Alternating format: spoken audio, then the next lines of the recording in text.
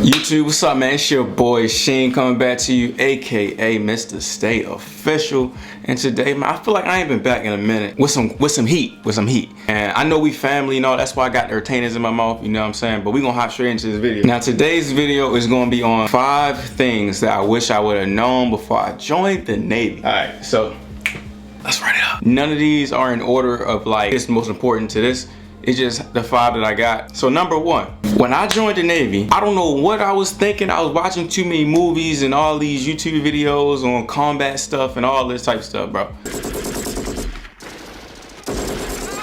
If you are trying to do some type of combat stuff, this is not the branch for it. Unless you trying to go like GM, MA maybe, or do like one of those like SEALs or SWIC or something like that. This ain't the branch for you, bro. I literally, like with the Navy, I shot guns one time, and that was in boot camp. So, you know what I'm saying? Like, if you coming in here thinking that you about to be like Rambo and you just about to be lining people down and, you know, carrying sticks and all, that's not how it's gonna go down. I'm gonna let you that. Right now, I mean, you can go do gun shoots and stuff, and you can apply to go do all this extra stuff, but I'm telling you, like, the average person is going through the Navy, you're not gonna do that. So if you wanna go play with guns and live your childhood fantasies of Call of Duty, go join the Marines, join the Army. I think that's about it. Number 2, when I was joining the Navy, I thought that this, well, back then it was the blueberries that we had. Let me show y'all. I gotta block out everything that's on here because y'all can't see nothing. Don't roast me.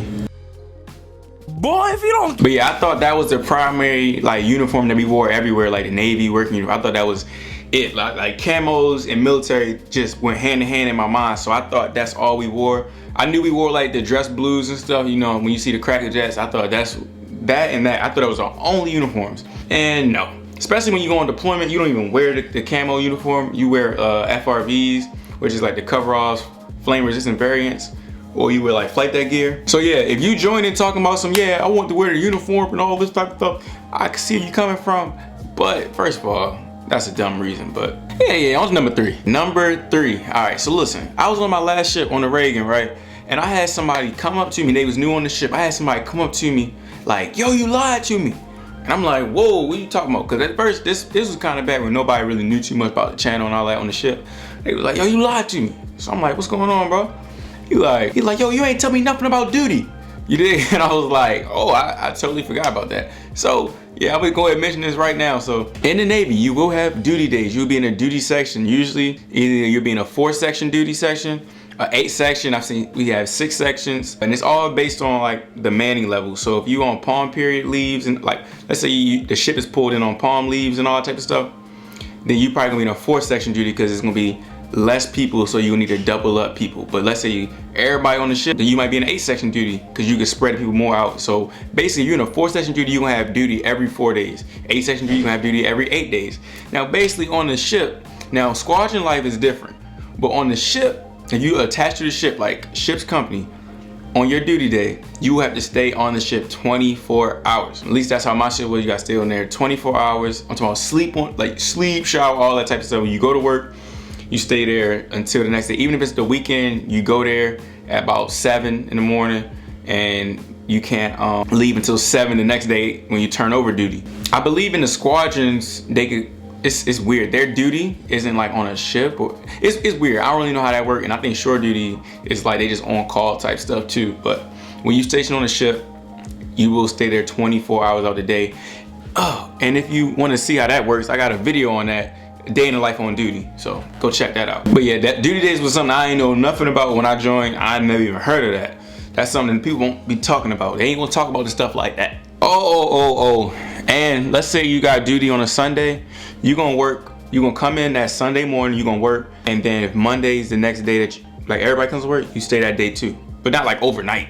You get what I'm saying? You just gotta stay there basically 2 days until you off work. But they may give you like day after duty, they might let you leave early. That's how some ships do. That's how some LPOs, I say, let you leave early. But getting on to number 4. Listen, if you never heard of that hurry up and wait, I tell you, it's a real thing, all right? So I can give you a brief story right now, all right? So just this past week, right? I went in and I needed to get something signed It was Thursday. I needed to get something signed, and it lit a signature. I needed a signature. Just read the paper. Okay, got you. Boom, sign, right? They tell me, hey man, you had to come back on Monday. I said, Monday? Like, yeah, we can't fit you into the schedule. I'm like, a schedule? I literally just need a signature. I'm like, yeah, but you need a schedule. I was like, oh my gosh, man. So then I had to wait Friday, wait the weekend, came back on Monday, literally for a whole appointment that took 30 seconds. No more than 30 seconds. I came in, he said, okay, oh, this is it. Sign it off. I'm like, yo. So hurry up and wait is a real thing. Also in boot camp, you will almost lose your mind waiting. I remember my first night in boot camp, when I first got there, they be playing games with your mind. You know, you get there and you standing with your sea bag, and they tell you, put your sea bag down. This is after you get all your stuff issued to you. Put your sea bag down, and you can either stand or you can sit. Don't fall asleep. No talking, none of that. But we were sitting there, sitting, standing for 6 hours, bro. 6 hours. And as a civilian, you will never go through something like that. So you can't even prepare to sit and do nothing for 6 hours. Like, bro, it's like a prison of your mind. You know what I'm saying? It's instilling a lot of good stuff in you. Like, I can tell you that if like companies, when I get out or something like that, when I'm on the phone, they put me on hold. Oh, I can hold for a minute. Trust me, believe that. Oh, I can hold for a minute. You know, some companies try to put you on hold so that way thinking like he's gonna hang up and that's gonna be it. When they be like, sir, you there? Yep. Oh, it's been 2 hours. Exactly. I'm still here. What you need? Let's get this party started. That's exactly how it's gonna be. I can wait for as long as I need to. It's a quality skill the Navy has taught me. Hurry up and do this. Hurry up. All right, now wait there for 6 hours. So yeah. All right, so this one's number 5, but you know, I got a bonus one. But number 5, all right, restriction. I knew nothing, absolutely nothing about restriction. And thank God, literally just thank God I never went on restriction. Cause man, everybody that hasn't gone on restriction, we know we all done some stuff to go on restriction. We all done some stuff to qualify 60-60 before. But we're not gonna speak too much on that. Yeah, y'all don't even know what 60-60 I'm talking about. All right, so let me tell you about restriction, all right? So let's say you get in trouble while you in the military, all right? Well, I'm just speaking on the Navy. You get in trouble while you in the Navy, you're gonna get sent up to, you're gonna get sent to DRB, where that's basically some chiefs and senior chiefs, master chiefs, whatever, whoever in the chief's mess, they all gonna be chewing you out, yelling at you and all that type of stuff, you know what I'm saying? And if need be, they can recommend you're gonna go up for XOI. Boom. So then you're gonna have like it's almost like court, you know what I'm saying? You're gonna wait for like 8 hours just to have your chance to go into court. You can be waiting in your dress whites or dress blues, you can be standing there, boom. And you're gonna go in there and you're gonna be talking to the executive officer, and then 9 times out of 10, he's probably gonna recommend you to go see the captain. So then you're gonna go to CO's mass, and then you're gonna be at mass, and then the CO is gonna give you, now you could make a pre-mass agreement with the XO, but most likely you're gonna end up going to the CO. And the CO is going to give you your punishment. So your punishment is going to be in a version of restriction. All right, so you get in trouble with something, you go to mass, and he can give you something like, let's say for example, 30-30. So if you ever see 30-30, that means 30 days extra duty, 30 days restriction. I think I got the terminology right, but I know I got the mindset. I got what it means, all right? So the extra duty, while you're on restriction, other divisions and stuff like that, they can come check out restricted personnel to come help out with stuff like working parties and different stuff like that. Like, hey, we need help, you know, with this trash. We need help with all this extra, you know what I mean, different stuff. We need help around here. They can come grab you because it's gonna be after the time that you get off of work. Sometimes they move you into a different berth. Most times you still stay in your regular berth. But they take, when you're on restriction, yeah, I understand. You're like, I'm grown, all this, you know what I'm saying? I'm gonna get punishment. Listen, you're grown and you're gonna have your electronics taken from you. You're gonna have all that stuff taken from you. And for the time that you're on restriction, and you're gonna have to muster.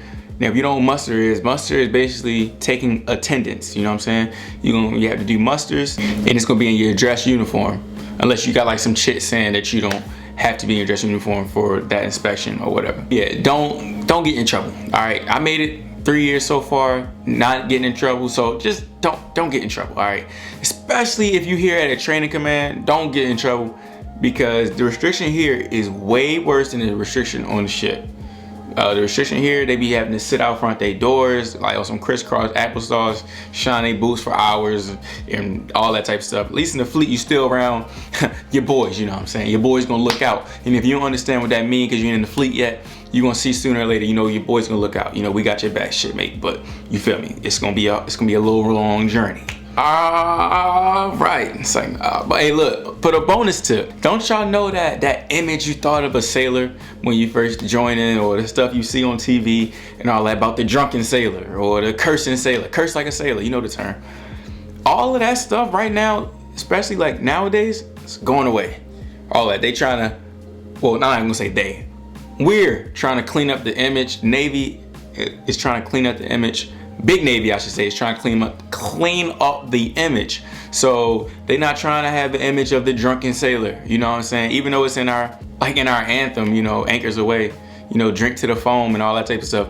They're trying to get away from that. They're trying to have a more clean, representable image. And also with the cursing, I done got in trouble for cursing on the ship before. And man, it was the most baffling thing in my mind, because I'm like, dang, I'm a grown man. I'm getting in trouble for cursing, bro. I was in, I'll give you a quick little story real quick. I was in MSC, and if you don't know what MSC is, which you probably don't, I really ain't gonna go into too much about it because I ain't trying to give out so much extra stuff, but I'm trying to keep it kind of short. So basically, I go to this room to go get some documents, right? It's a first class down there, right? And now everybody that's in the Navy, you know what MSC is. Y'all know it take a long time to get the documents because it's always usually a line. And then they gotta find the documents and all that type of stuff. So I'm down there with my homie. Always bring a partner, you know what I'm saying? Even in the Navy, you will learn that if it's a one-man job, always bring two. You know what I'm saying? Always convince the LPO, like, yo, I need him because of this. You know what I'm saying? Like, I need my man to help me carry this bag of trash because it's heavy. I don't want the whole time you just trying to chop it up. You dig what I'm saying? But yeah, I'm down MSC with my homie Sack Money. You know, shout out to you, bro. And we at MSC, we chopping it up. And when you get in the Navy, you know what I'm saying, you won't even notice that you really cursing. Like you be cursing like a lot. And I'm sitting there, we chopping it up, boom. Don't even realize we cursing as much as we are, I guess. First class guy, he's like, hey, no more cursing in here. Next time you curse, you're getting kicked out. And first, we like, jeez, bro, like, you know what I'm saying? Like, you know what I mean? Like, all right, man, like, that's what's going through our head. I don't think I said anything. I just was like, you know what I mean? Boom. I lie to you not, 30 seconds later, this man talking to somebody else and he dropping MFing bombs. Hey, we sitting here looking at each other like, yo, I know, bro. Did not just chew us out with cussing. And here he go. So yeah, beware of all that. You're gonna see all of that. You know what I'm saying? That's just part of it. You know what I mean? That's part of society. You dig what I'm saying? Same thing, you be in the hangar bay, hands in your pockets because it's cold. Now, you know you ain't supposed to be doing it, but it's cold, you dig? So you got your hands in your pocket. Next thing you know, same guy come up to you, get your hands out your pocket. You see him next week, hands in his pockets, chopping it up. You know what I'm saying? So it's a lot of that. But yeah, let me clarify this video before I'm in some deep water or something like that. You know, this was not a video to bash the Navy or nothing like that. I'm just staying official. These are some things I think you should know before you join the Navy. Now, this shouldn't alter your opinion on joining the Navy. This should just, you know, be more educated coming in. So it's not a blind side. You ain't looking at me like, yo, Shim, you ain't tell me this, bro. You know what I'm saying? Now, most of these is gonna apply to military-wide. Wrapping this video up, if you are not subscribed to my other channel where I give out strictly motivation, you know what I'm saying? I understand this channel, but we are not just trying to motivate your career. We are trying to motivate your life. So get OfficialShim TV right now and make sure you get the social media links. And I'm gonna catch you in the next video. Make sure you stay official like a referee to whistle. It's your boy Shim. God bless you, and I'm